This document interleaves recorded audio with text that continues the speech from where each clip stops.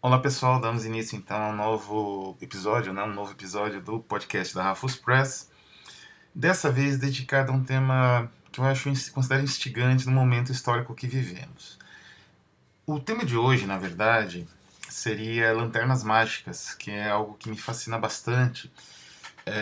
Enfim, e a partir de algumas constatações sobre como o cinema, as mudanças, né, que o cinema tomou, feitas por Martin Scorsese num ensaio recentemente que ele publicou, não é? Na verdade, num artigo curto até, mas muito, muito interessante que ele publicou no New York Times. Mas eu resolvi parar quando eu assisti um programa de TV de um apresentador, entrevistador, que levou alguns indivíduos que defendem a doutrina, né? A gente pode dizer assim, a doutrina da Terra plana. E eu percebi, observando aqueles indivíduos, a maneira como eles, enfim, falavam, ou a maneira como eles defendiam o ideário deles, que estamos vivendo um novo, digamos assim, uma nova idolatria, uma nova tentativa de resgate da Idade Média. Não é a primeira tentativa de resgate da Idade Média, não vai ser, provavelmente não vai ser a última, mas ela tem algumas, digamos assim, contradições, algumas alterações e mudanças de vários pontos de vista que são cruciais se nós tivermos em consideração outras tentativas de resgate da Idade Média que eu vou comentar aqui. Não pretendo fazer para o vídeo não ficar gigantesco e também porque isso exigiria uma pesquisa minuciosa. Não é muito a minha, digamos assim, minha área é mais narrativa, né? Seria uma pesquisa, acho que eu acredito, mais filosófica. Mas eu pretendo falar de literatura, óbvio, e eu pretendo falar então dessa recuperação da Idade Média em três momentos diferentes, não é? O primeiro momento aconteceu na virada do século XVIII para o XIX com o romantismo, né? O romantismo, enfim, tem uma aura, né, de um pensamento antiluminista e tudo mais. Também não vou me alongar nisso. Há muita referência sobre o romantismo enquanto uma totalidade, enquanto aí uma proposta de alteração, de mudança do paradigma cultural da Europa e do mundo. Ela é muito extensa, muito complexa, né? As reflexões, até porque o romantismo ele se expandiu, na verdade, como se fosse uma explosão, né? E ele então partiu da Europa para o mundo todo, né? Tem fragmentos dele aí até no Oriente, no Japão, na Índia. Mas vou falar de um autor, e esse autor é Novalis. O Novalis, cujo nome verdadeiro era Georg Philipp Friedrich von Hardenberg, ele era um escritor romântico que trabalhava com uma formulação radicalmente antiluminista em vários pontos, não é? O primeiro ponto que se percebe é o trabalho que ele faz com fragmento. Ele não trabalha necessariamente digamos assim, o fragmento é um elemento muito importante no romantismo alemão e foi fundamental no desenvolvimento da literatura do século XX, né, do século XIX, que começou esse processo de fragmentação do pensamento em oposição à sistematização ampla que era proposta pelos iluministas, né, na forma, por exemplo, uma enciclopédia que tratasse de todos os assuntos, de tudo, né, rastreasse tudo que existisse na, digamos assim, na criação e construísse daí um conhecimento unificado, né? O fragmento ele vai contra isso, né? A proposta do fragmento é ser multiforme e muitas vezes até contraditório em si mesmo. Então Novalis, que é um pensador importantíssimo nesse sentido, ele escreveu uma obra extremamente subversiva para a época, tanto que a própria revista principal dos românticos, que era a Athenaeum, não publicou esse material, que se chama Cristandade ou Europa. Cristandade ou Europa foi um material, uma espécie de quase manifesto, em que o Novalis ele defende uma espécie de nova idade, literalmente nova idade média, retorno à idade média, a partir de alguns parâmetros que ele considerava fundamentais, como, por exemplo, o pensamento jesuíta, que era considerado ali extremamente malsão, né? A Europa toda condenava os jesuítas, eles foram expulsos de vários países europeus entre o século XVIII e XIX. Jesuitismo se transformou numa figura em termos de retórica ou de raciocínio, né?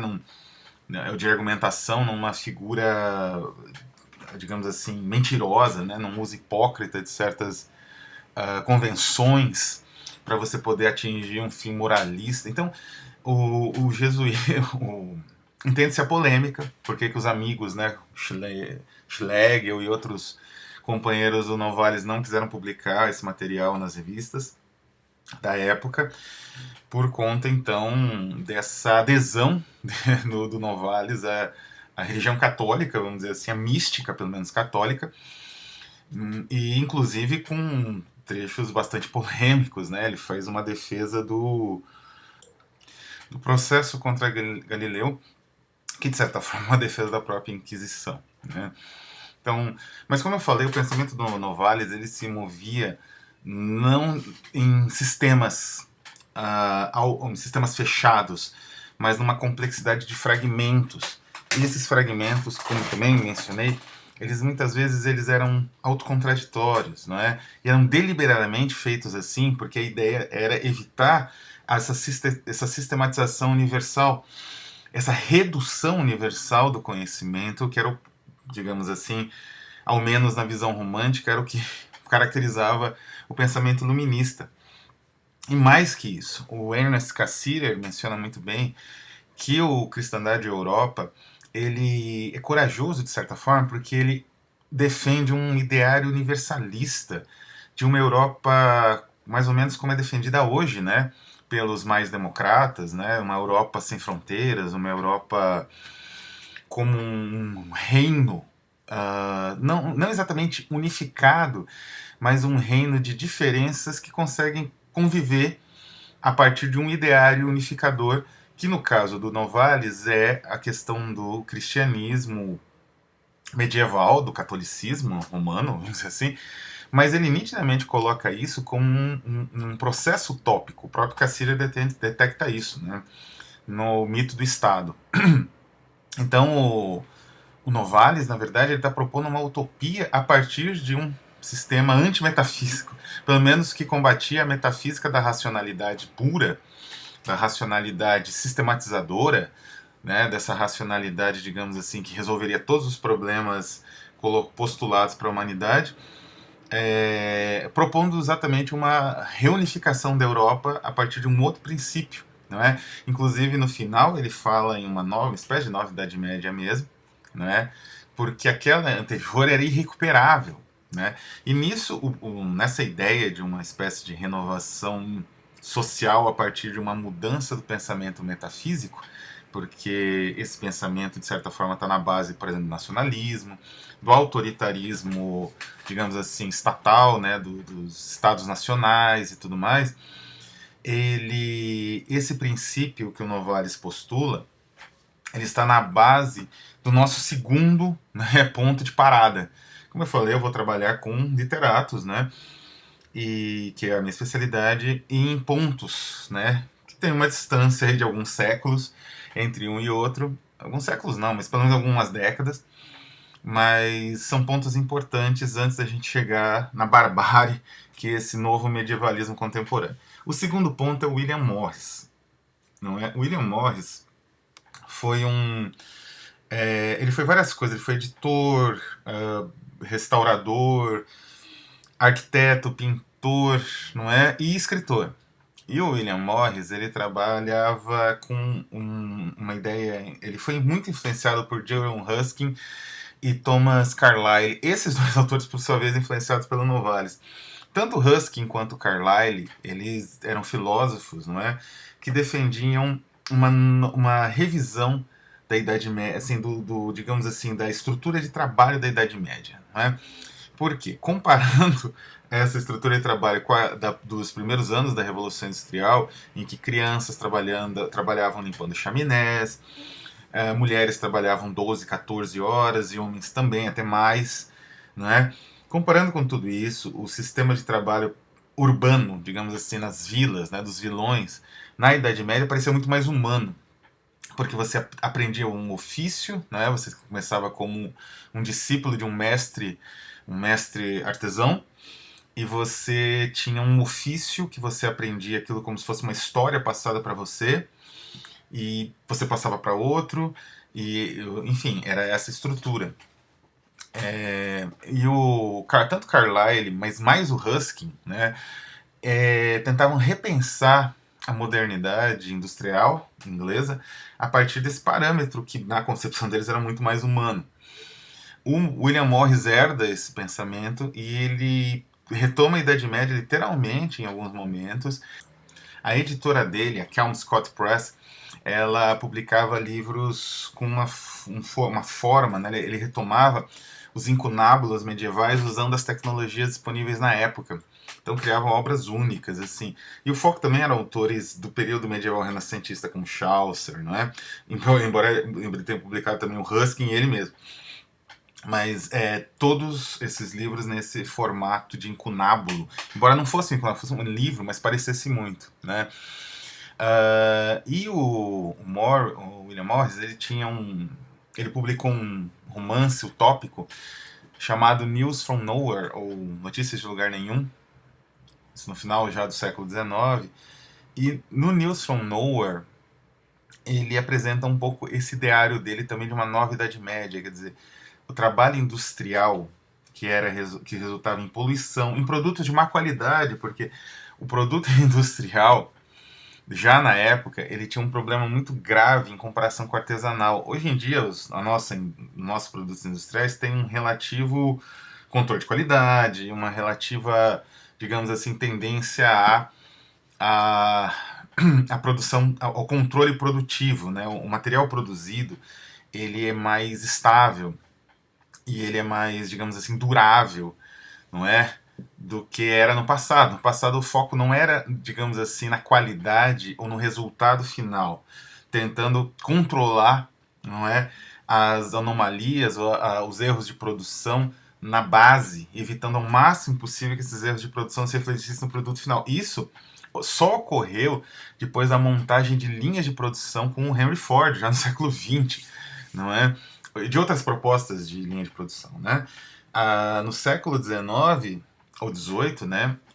No início da industrialização, o material era produzido de qualquer jeito, né? O foco era produzir em grande quantidade um material barato. Então, a qualidade desse material era infinitamente menor que a qualidade do material artesanal. Então, o Morris, refletindo sobre isso, ele escreveu uma utopia na qual justamente se vive uma era pós-industrial, né? De certa forma, ele antecipa até essa ideia do pós-industrialismo, porque a indústria, ela, digamos assim, se estiola, essa indústria da pura ganância, né, da produção desesperada de produtos inúteis ou mal feitos, e você tem uma produção mais humana, não é mais manufaturada, e que mesmo que utilize, e isso é mais ou menos mencionado no romance, algum maquinário diferenciado que seria na Idade Média. Novamente o William Morris, ele se propõe, mesmo que esteja montando uma utopia, a tentar pensar numa outra Idade Média, não exatamente aquela Idade Média, não é? Que eles sabem que tinha uma série de problemas. Essa outra Idade Média, ela digamos assim, o resultado dela não é também a pura, digamos assim, exclusão do conhecimento, ou exclusão das possibilidades produtivas da humanidade, uma paralisia da humanidade, né? Não é a produção continua, só que mais manufaturada, mais humanizada, não é? O Morris, ele teve nessa, digamos, visão medieval dele, além da influência do Ruskin, do Morris, que foi fundamental, uma grande influência também da poesia, da literatura escandinava, algo que também, de certa forma, ocorreu no romantismo alemão, não é? Com Ossian e outros autores que tiveram um impacto, mesmo que fosse, digamos assim, fraudado, né? O Ossian era um autor contemporâneo, James Macpherson, contemporâneo deles, né? Que produzia material com estilo medieval, ou temática, né? Que lembrava a Idade Média. Essa visão estética, né, digamos assim, teve um grande papel tanto no Novalis para sua revolta metafísica, né, quanto no Morris para sua releitura da Idade Média num plano trabalhista, vamos dizer assim, num plano do trabalho, da alienação do trabalho, que era central para o William Morris, né, um dos ensaios mais famosos, né, que o William Morris fez várias conferências, vários ensaios, ele participou de várias associações socialistas, se não me engano até da Segunda Internacional, e uma das conferências dele tem o título que a gente pudesse traduzir, né, de trabalho útil ou esforço inútil, né? Então, o foco no trabalho, no trabalhador, na produção, naquilo que é produzido, e no acesso do trabalhador a esse material por ele produzido era central para o Morris, né? Que nesse sentido ele, de uma maneira estética, digamos assim, ele se vincula a ideias marxistas bastante pronunciadas. E o nosso último, né? Isso, como eu falei, isso é um resumo rápido de uma exposição rápida de algumas ideias para contrastar com a barbárie, como eu falei, que a gente vive na atualidade. Mas o último é o poeta italiano e diretor de cinema Pier Paolo Pasolini. Pasolini, ele também tinha uma certa, digamos assim, uma visão, né, da Idade Média muito própria, e ele buscava uma recuperação da Idade Média, né, seja através dos filmes. O Alberto Moravia, na introdução que ele faz, foi publicada, quer dizer, num texto que ele escreve sobre Pasolini, foi publicada como introdução do Roman Poems, né, uma coletânea muito bonita, publicada pela editora City Lights, de São Francisco, do Lawrence Ferlinghetti. Aliás, a tradução é do Lawrence Ferlinghetti, né, dos poemas tradução para o inglês, né, dos poemas do Pasolini. O Moravia fala que o Pasolini, ele adotava nos poemas dele a terzina do Dante, né? Quer dizer, ele adotava, mas ao mesmo tempo ele mudava, de certa maneira. O Moravia, ele comenta que a terzina do Dante é gótica, né? Enquanto a terzina do Pasolini é romanesca, né? Como se o Pasolini projetasse uma estrutura mais, ao mesmo tempo, mais clássica, mais antiga, mais ancestral, que aquela forma mais convulsa construída pelo Dante em termos de poema, né? De estrutura de poema. Então, esse é bem o retrato do Pasolini. Mas, então, o Pasolini buscava no cinema, através de imagens e narrativas, né, As Mil e Uma Noites, a própria reconstrução ali do Evangelho segundo São Mateus, né, os grandes filmes do Pasolini, centrados em imagens hieráticas, não é, de um passado medieval, às vezes de um passado até oriental, não é, da Idade Média oriental, bizantina. Mas o Pasolini, ele tem uma outra visão, uma outra preocupação, que é com o fim desse mundo, o fim do passado. Quer dizer, a destruição do passado, não só tanto, mas também pela modernidade, mas a destruição do passado na cabeça das pessoas, a pasteurização desse passado, a neutralização dos efeitos estéticos, da beleza, né, de um monumento, ou de um quadro, ou de um edifício, ou de uma cidade, que foram produzidos no passado medieval. Né? O que vai acontecer com esse material todo? Vai ser transformado em loja? Vai ser destruído num bombardeio? Não é? Quer dizer, o Pasolini, ele já tem um elemento diferente do Morris, diferente do Novalis, um elemento de desespero diante de uma realidade que é triste, é trágica com o passado. Porque o passado, nessa realidade, ele não serve para nada, ou ele edulcora, ele é uma decoração, né, como se fosse um bibelô inútil de uma série de elementos da sociedade, de uma sociedade mercantil extrema. E é nesse ponto que a gente chega nessa nova Idade Média dos tais terraplanistas. Tem alguns filósofos brasileiros, de fora também, que têm essa mentalidade, e que eu acho chocante, porque é uma mentalidade absurda. Não é? Essa nova Idade Média é muito diferente do Novalis, muito diferente do William Morris, muito diferente mesmo do Pasolini, que já é do século XX, né? Não é tão longe assim.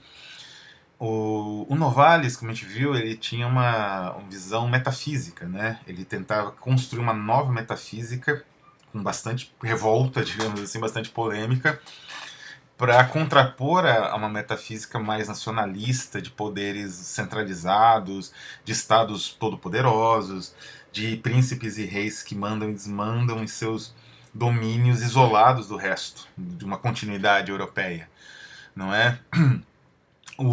Então lançando uma utopia de uma unidade espiritual, não uma unidade política pela força, né? Essa é a visão do Novalis. A visão do Morris era recuperar da Idade Média um trabalho mais humanizado, uma maneira de se relacionar com o produto, né, do seu próprio trabalho, mais complexa, mais humana, mais delicada, não é?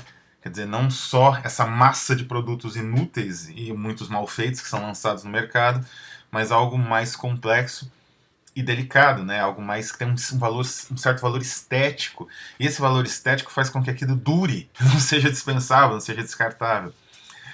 E com Pasolini, por fim, nós temos o desespero diante de um mundo passado, às vezes até de um passado relativamente recente, de 2, 3 séculos atrás, que vai se perdendo. Ou ele vai sendo simplesmente destruído, ou ele vai sendo absorvido e transformado em bugiganga, né? Em uma porcaria comercial. E essa nova Idade Média que nós vivemos hoje é exatamente aquilo que o Pasolini denuncia, porque absorveu-se da Idade Média apenas o que ela tem de pior, ou de uma imagem de Idade Média como um momento de intolerância absoluto, em que as pessoas poderiam ser torturadas e mortas se não compartilhassem da mesma fé da maioria, em que o conhecimento era estritamente dominado por um grupo que, se desejasse, manteria, digamos assim, a ciência, manteria até o acesso à palavra, a palavra escrita, como um privilégio, não é? Então, é uma defesa, na verdade, de uma nova aristocracia, uma defesa absurda, para que ela surja, necessariamente, você precisa silenciar os órgãos racionais que existem. Então, se investe num irracionalismo bárbaro, na verdade, um irracionalismo terrível, e que é uma afronta, né, digamos assim. Felizmente, essas pessoas terraplanistas e neomedievalistas, elas são ignorantes em geral e desconhecem os autores como Novalis, ou Pasolini, ou William Morris. Porque dizer que esses indivíduos compartilham de ideais, mesmo que sejam próximos ou semelhantes aos do romantismo alemão, né, ou do romantismo inglês de segunda ou terceira geração, ou do cinema, né, da literatura contemporânea italiana, é um absurdo, não é? É um absurdo total e completo. Então fica aqui a minha comentário sobre, né, esse neomedievalismo e minha defesa, né? Eu vou pôr algumas referências aqui que eu usei, mas busquem, os que têm interesse na Idade Média, busquem um tipo de recuperação da Idade Média crítica, não é? Complexa, que tenha um pensamento articulado por trás, não é? Então procurem Novalis, procurem Morris, procurem Pasolini, são autores difíceis até de encontrar e muito pouco traduzidos, né? Exceção acho do Pasolini, mas mesmo assim ele está muito tempo esgotado, quase todos os livros dele no Brasil. Mas busquem esses autores, né?